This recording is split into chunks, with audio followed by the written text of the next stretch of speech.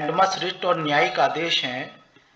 तो mandamus writ जो होती है वो एक न्यायिक आदेश होता है जो सार्वजनिक प्राधिकारी या पब्लिक अथॉरिटी को अपने कानूनी ड्यूटी पूरा करने का डायरेक्शन देता है। तो सुप्रीम कोर्ट प्रेसिडेंट को अपने संवैधानिक कर्तव्य निभाने के लिए मैंडमस जारी करने का जो संभावना है उसमें राष्ट्रपति के रोल के आधार पर उसको कुछ प्रिविलेजेस और इम्यूनिटीज और न्यायिक सीमाओं पर बहुत सारी चीज़ें डिपेंड करती हैं। तो देखिए, जो इंडियन कॉन्स्टिट्यूशन है वो राष्ट्रपति की पावर, उसके प्रिविलेजेस और उसकी उन्मुक्तियों को बताता है।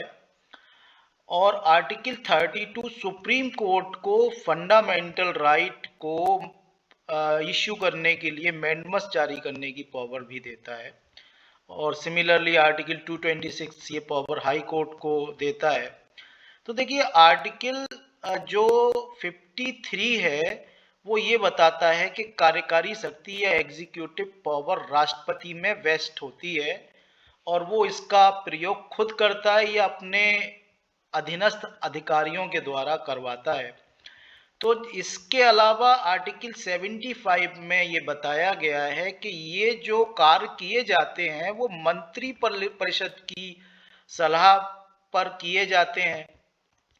केवल कुछ ऐसे डिस्क्रिशनरी मैटर हैं, विवेकाधीन मामले हैं, जैसे कि क्षमादान आर्टिकल 72 या प्रधानमंत्री का अपॉइंटमेंट, जिसमें राष्ट्रपति की जो फॉर्मल रोल होता है वो सलाह से बंधा हुआ होता है। जनरली केवल दो मामले ऐसे हैं, 72 जहां पर क्षमादान देता है राष्ट्रपति, और प्रधानमंत्री की नियुक्ति जहां पर अपने विवेक का या अपने व्यक्तिगत विवेक का इस्तेमाल करता है। अदरवाइज वो जनरली सभी मामलों को मंत्रिपरिषद की सलाह से निपटाता है। तो देखिए, राष्ट्रपति के कुछ विशेषाधिकार हैं जिनके बारे में हमें समझना जरूरी है। तो राष्ट्रपति को कॉन्स्टिट्यूशन में बहुत ही वाइड प्रिविलेजेस और उन्मुक्तियां या इम्यूनिटीज हैं। आर्टिकल 261 में ये जो है एक तरह की एक न्यायिक उन्मुक्ति है कि राष्ट्रपति जो है अपने ऑफिशियल ड्यूटीज और अपनी ऑफिशियल पावर के इस्तेमाल के लिए किसी कोर्ट के लिए लायबिल नहीं है और कोई कोर्ट उन्हें कुछ काम करने या ना करने, रिट जारी करने के लिए मतलब कोई बाध्य नहीं कर सकता है कि कुछ राष्ट्रपति करे या ना करे। और ये जो इम्यूनिटी है वो उसके ऑफिशियल ड्यूटी या आधिकारिक कार्यों और उनसे संबंधित इंसिडेंटल कार्यों तक फैली है। जो आकस्मिक कार्य हैं जो कि ऑफिशियल ड्यूटी से अराइज होते हैं, तो चाहे ये जो कार्य हैं वो संविधान के वायोलेशन में हो और जब तक इसे संवैधानिक दायरे में किया जाना मतलब कहा जाए या परपोर्टिंग टू बी डन है कि ये कहा जा रहा है कि ये हमने संवैधानिक दायरे में किए हैं, तो राष्ट्रपति को न्यायिक उन्मुक्ति मिलेगी 361 में। क्योंकि राष्ट्रपति जो है वो अपनी मर्जी से तो कुछ बहुत कम कार्य करता है, ज्यादातर जो कार्य करता है वो सलाह और मशवरे से करता है काउंसिल ऑफ मिनिस्टर के। तो न्यायिक उन्मुक्ति उसको आधिकारिक कार्यों के लिए मिल जाती है, क्योंकि हम जानते हैं कि कानून में एक सिद्धांत चलता है कि मेरी मर्जी से जब तक कोई कार्य न किया जाए तब तक मैं उसके लिए उत्तरदायी नहीं हूं। तो राष्ट्रपति की इसमें कोई मर्जी नहीं होती है जो ज्यादातर काम किए जाते हैं। तो राष्ट्रपति भी उसके आधिकारिक कार्यों के लिए पर्सनली लायबिल नहीं होता है, उसके लिए काउंसिल ऑफ मिनिस्टर की सलाह, एड एंड एडवाइस से काम किया जाता है। तो देखिए, दूसरे नंबर पर ये जो इम्यूनिटी का स्कोप है, दायरा है, फैलाव है, वो कहाँ तक है।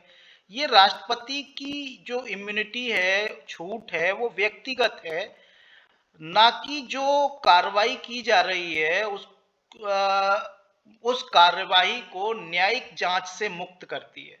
तो देखिए, राष्ट्रपति व्यक्तिगत तौर पर, व्यक्ति के तौर पर तो इस बातों से छूट मिल जाएगी कि उसने जो कार्य किया है, जो निर्णय लिया है, व्यक्तिगत तौर पर राष्ट्रपति पर कोई मुकदमा नहीं चलेगा। राष्ट्रपति के नाम पर, जो उसका कि व्यक्तिगत नाम है XYZ जो भी हो, तो उसको व्यक्तिगत छूट है, लेकिन यहां पर उसकी कार्रवाई को छूट नहीं है। यानी जो उसने कार्य किया है एज ए प्रेसिडेंट, उसको छूट नहीं है, क्योंकि जो भारत सरकार का जो है वो हेड होता है, तो उसके खिलाफ, भारत सरकार के खिलाफ कार्रवाई हो सकती है, लेकिन राष्ट्रपति के व्यक्तिगत रूप से जवाबदेह राष्ट्रपति नहीं है। क्योंकि मैंने एक सिद्धांत बताया कि राष्ट्रपति कुछ भी जो करता है वो aid and advice of council of minister करता है। तो दुर्भावना के आधार पर उसके ऑफिशियल एक्ट को चुनौती दी जा सकती है, लेकिन सरकार जो है को उसका बचाव करना होगा, क्योंकि वो कार्य जो है वो सरकार ने ही किया है। दूसरी चीज है जो ऑर्डर है और इम्यूनिटी है, कि जो आदेश है राष्ट्रपति के नाम से कोई सरकारी आदेश अगर जारी होता है, जैसे आर्टिकल 77 में, तो वो वास्तव में मंत्रियों के आदेश होते हैं, जिन्हें आर्टिकल 361 में उन्मुक्ति नहीं मिलती है मंत्रियों के आदेशों को। तो ऐसे ऑर्डर्स को जो वैधता है वो जुडिशियल रिव्यू के अंडर हो सकती है। चौथा, देखिए, इसमें जो राष्ट्रपति को इम्यूनिटीज या विशेषाधिकार हैं, नियुक्ति और को वारंटो के बारे में एक एस्पेक्ट ये है कि राष्ट्रपति अगर किसी अयोग्य व्यक्ति को नियुक्त कर देता है, तो राष्ट्रपति की अयोग्य नियुक्तियों पर उसके विवेक को चुनौती नहीं दी जा सकती है, लेकिन नियुक्त व्यक्ति की योग्यता को वारंटों की कार्यवाही में चुनौती दी जा सकती है। तो राष्ट्रपति को अयोग्य नियुक्तियों पर उनके विवेक के आधार पर इंडिविजुअल जो है व्यक्तिगत तौर पर चुनौती नहीं दी जा सकती, लेकिन जो व्यक्ति नियुक्त हुआ है उसकी अयोग्य है, तो उसकी योग्यता या अयोग्यता के आधार पर को वारंटो रिट इश्यू करके उसको चुनौती दी जा सकती है। अब देखिए, एक इम्पीचमेंट या महाभियोग और कार्यवाही के बारे में भी एक एस्पेक्ट है, कि जो पार्लियामेंट है वो महाभियोग के लिए राष्ट्रपति के कार्यों की वैधता पर सवाल उठा सकती है। पार्लियामेंट को ये पावर है कि महाभियोग चला सकती है राष्ट्रपति पर, और जांच के लिए एक बॉडी नियुक्त कर सकती है, जिसमें जुडिशरी हो सकती है या कोई ट्रिब्यूनल हो सकता है। तो राष्ट्रपति के खिलाफ इस ड्यूरेशन के दौरान कोई क्रिमिनल प्रोसीडिंग जो 361 क्लॉज 2 में है, या उसकी गिरफ्तारी या इम्प्रिजनमेंट 361(3) में है, वो नहीं हो सकता है। तो उसके खिलाफ कोई क्रिमिनल प्रोसीडिंग नहीं स्टार्ट हो सकती है। उसी तरह से सिविल कार्रवाई, जो व्यक्तिगत कार्य होते हैं राष्ट्रपति के, उसमें सिविल कार्रवाई अगर चलाई जाएगी, अगर वो राष्ट्रपति की पदावधि में है, तो 2 महीने का नोटिस पहले दिया जाएगा, तब शुरू किया जा सकता है, ये 361(4) कहता है। और जो उसके ऑफिशियल कार्य हैं वो तो पूरी तरह से इम्यून है, पूर्ण प्रतिबंध है, जबकि उसके व्यक्तिगत कार्य हैं उस पर जो है उसको पार्शियल जो है मतलब छूट मिली हुई है, कि 2 महीने के नोटिस के बाद ही उस पर सिविल कार्रवाई चलाई जा सकती है। अब देखिए, कुछ मामले हैं जो कि मैंडमस रिट जारी करने के मामले में राष्ट्रपति और सुप्रीम कोर्ट की जो पावर्स हैं उसका विश्लेषण करते हैं। जैसे शमशेर सिंह का मामला है, और इसमें ये माना गया है कि राष्ट्रपति मंत्रिपरिषद की सलाह पर काम करते हैं, और उनकी जो कार्रवाइयाँ होती हैं वो सरकारी कार्रवाइयाँ मानी जाती हैं, जो कि समीक्षा के योग्य होती हैं, लेकिन आर्टिकल 361 की वजह से राष्ट्रपति के खिलाफ आदेश नहीं दिए जा सकते हैं।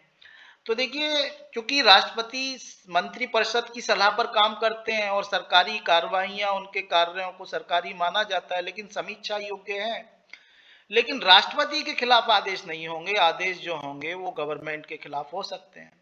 तो रामेश्वर प्रसाद 2006 का केस है, राष्ट्रपति शासन के जो डिक्लेरेशन है उसको अनकॉन्स्टिट्यूशनल ठहराया गया, लेकिन सरकार को ये जो है मतलब डायरेक्ट किया गया या लक्षित किया गया या बताया गया कि आप इसको सुधारिए। इसी तरह से एप्रू सुधाकर 2006 का मामला है, इसमें क्षमादान का मामला था, और समाधान में राष्ट्रपति के मामले को जुडिशियल रिव्यू किया गया, समीक्षा की गई, ना कि ये मनमानी पूर्ण निर्णय है या फिर इसमें जो है एप्लीकेशन ऑफ द माइंड नहीं हुआ है, दिमाग का इस्तेमाल नहीं किया गया है, इस वजह से इसका जुडिशियल रिव्यू कोर्ट ने किया तो न्यायिक समीक्षा को मनमानी के कारण अनुमति दी। तो ये जो उपाय या रेमेडी थी वो सरकार के खिलाफ दिए गए थे। उसी तरह से कॉमन कॉज और बीपी सिंघल का मामला है, इसमें कंफर्म किया गया कि राष्ट्रपति के नाम पर जो सरकारी कार्रवाइयां होती हैं वो उसकी समीक्षा या जुडिशियल रिव्यू किया जा सकता है। तो मैंडमस जो रिट होती है वो कंपलसरी ड्यूटी, जैसे किसी बिल को स्वीकृत करना, एक्सेप्ट करना, क्योंकि आपको पता है कि राष्ट्रपति को 3 तरह की पावर है किसी बिल पर, कि वो बिल को एक्सेप्ट कर ले या विदहोल्ड कर ले या उस पर रिकंसिडरेशन के लिए लौटा दे। तो विधेयक की स्वीकृति पर राष्ट्रपति 111 में अगर कुछ निर्णय लेता है, क्षमादान के मामलों पर जो है ये जो है अमेंडमस इन मामलों पे लागू हो सकता है कि उसने स्वीकृति विधेयक पे क्यों नहीं दी, क्योंकि संविधान कहता है कि उसे जो है पुनर्विचार के लिए कुछ टाइम तक रोके रखने की शक्ति होती है। बाद में जब वो फिर से पार्लियामेंट पास करके उस बिल को भेज देती है तो फिर उसको वो नहीं रोक सकता है। इसी तरह से क्षमादान की शक्ति में अगर दिमाग माइंड का एप्लीकेशन नहीं किया गया है तो इस पे लागू हो जाएगा। तो लेकिन जो आर्टिकल 361 है वो डायरेक्ट ऑर्डर प्रेसिडेंट के खिलाफ देने से रोकता है। अदालत जनरली जो है काउंसिल ऑफ मिनिस्टर के खिलाफ मैंडमस जारी करके सलाह को सुधार करने को कह सकती है। तो देखिए, भारत के सुप्रीम कोर्ट आर्टिकल 361 की इस इम्यूनिटी या छूट की वजह से ही राष्ट्रपति के खिलाफ संवैधानिक कर्तव्यों को लागू करने के लिए सीधे मैंडमस रिट जारी नहीं कर सकते हैं। जो मंत्रिपरिषद की सलाह पर कार्य करने वाली औपचारिक भूमिका है वो डायरेक्ट जुडिशियल इंटरफियरेंस को लिमिटेड करती है। तो देखिए, जो है मंत्रिपरिषद की सलाह पर ही आपको पता है राष्ट्रपति काम करते हैं, तो ये जो फॉर्मल उनका रोल होता है, इसी वजह से जो कोर्ट है वो डायरेक्ट जुडिशियल इंटरफेरेंस को से दूर रहते हैं या अपने आप को लिमिटिफाई करते हैं। शमशेर सिंह, रामेश्वर प्रसाद, एप्रू सुधाकर जैसे मामले इस बात को कंफर्म भी करते हैं कि डायरेक्ट सुप्रीम कोर्ट ने राष्ट्रपति के खिलाफ मामले को कहने से बचा है। लेकिन राष्ट्रपति की कार्रवाइयों की जो है इनडायरेक्ट जो है रिव्यू तो हो सकता है, लेकिन मैंडमस जो है सेंट्रल गवर्नमेंट या जो सबऑर्डिनेट ऑफिसर्स हैं उनको डायरेक्ट करता है, और अमेरिका, यूके, कनाडा, ऑस्ट्रेलिया इसी जो है व्यू को रखते हैं। और जहां पर फॉर्मल हेड होता है वो देश राष्ट्रपति के खिलाफ प्रत्यक्ष आदेशों से बचते हैं और सरकारी जवाबदेही पर ध्यान देते हैं।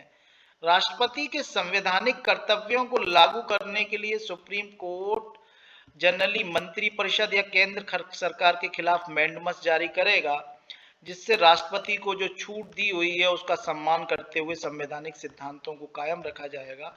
क्योंकि ये माना जाता है कि जो कार्य मैंने नहीं किया है वो मेरा कार्य ना माना जाए, तो राष्ट्रपति एक टिट्यूलर हेड होता है, एक नाम मात्र का प्रधान होता है।